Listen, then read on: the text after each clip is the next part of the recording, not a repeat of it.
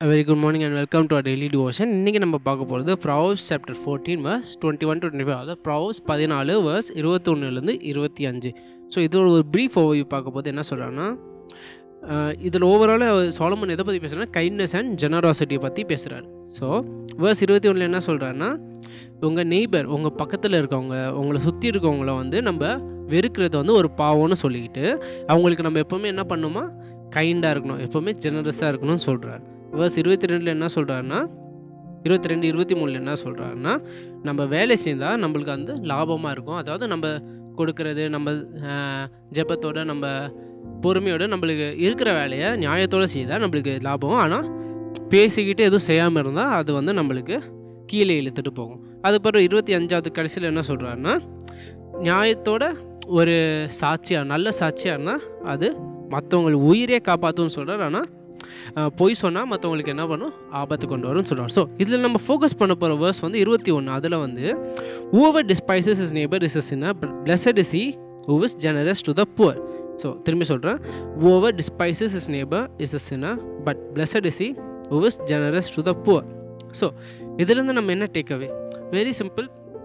இந்த வேர்ஸ்லேயே நம்மளுக்கு படித்தாலே புரிஞ்சிடும். அதாவது நம்மளை சுற்றி இருக்கவங்க, நம்ம நெய்பர்ஸ்னால் சொல்ல வந்தால் நம்ம பக்கத்து வீட்டில் இருக்கவங்க மட்டும் இல்லை, நம்ம சுற்றி உள்ளவங்க, நம்ம சிட்டியில் இருக்கவங்க, நம்ம வீட்டு ஏரியாவில் இருக்கவங்க எல்லாருக்கும் நம்ம நெய்பர்ஸ். அவங்க எல்லாருக்கும் எப்படி இருக்கணும்னா, அவங்க என்ன பண்ணாலும், அவங்க நம்மளுக்கு இடைஞ்சலாக இருந்தாலும், நம்மளுக்கு கெடுதல் பண்ணுற எண்ணத்தில் இருந்தாலும், நம்மளுக்கு டிஸ்டர்பன்ஸாக இருந்தாலும், நம்மளுக்கு கஷ்டம் கொடுத்தாலும், என்னவாக இருந்தாலும் நம்ம என்ன பண்ணணும், சாலமன் மட்டும் இல்லை, ஜீசஸும் இதை தான் சொல்லியிருக்காரு, love your neighbour just as you love your self. அது மாதிரி ஸோ என்ன பண்ணணும், நம்ம மற்றவங்களுக்கு என்ன பண்ணணும், எஸ்பெஷலி நம்ம நெய்பர்ஸ்க்கு வந்து லவ் பண்ணிட்டு நம்ம ஜெனரஸாக இருக்கணும். அவங்களுக்கு என்ன பண்ணணும், ஹெல்ப் பண்ணணும், அவங்கள வந்து நேசிக்கணும், அவங்களுக்கு வந்து உயர்த்தணும், அவங்கள வெறுக்காமல் நெக்லெக்ட் பண்ணாமல் இருக்கக்கூடாது. ஏன்னா அது வந்து நம்ம கரண்ட் கல்ச்சரில் அது வெரி கஷ்டமான விஷயம். என்னென்னா, எஸ்பெஷலி இந்த கார்ப்பரேட் கல்ச்சரில், இந்த ஜெனரேஷனில் என்ன இருக்குன்னா, சில பேர் வேலைக்கு போவாங்க, வருவாங்க, வீட்டில் உட்காருவாங்க, அவ்வளோதான். எஸ்பெஷலி என்னையே எக்ஸாம்பிள் எடுத்திங்கன்னா, நான் என் சின்ன வயசில் எப்போவுமே எப்படின்னா, ஸ்கூலுக்கு போவேன், ஸ்கூல்லேருந்து வருவேன், வீட்டில் ஒரு 1/2 hour இருப்பேன், அதுக்கடுத்து போவேன், திரும்பி டியூஷன் போவேன், வருவேன், அதுக்கடுத்து வீட்டில் தூங்குவேன், அடுத்த நாள் ஸ்கூல். இதுதான் ரிப்பீட்டட் சைக்கிள் மாதிரி இருந்தது எனக்கு.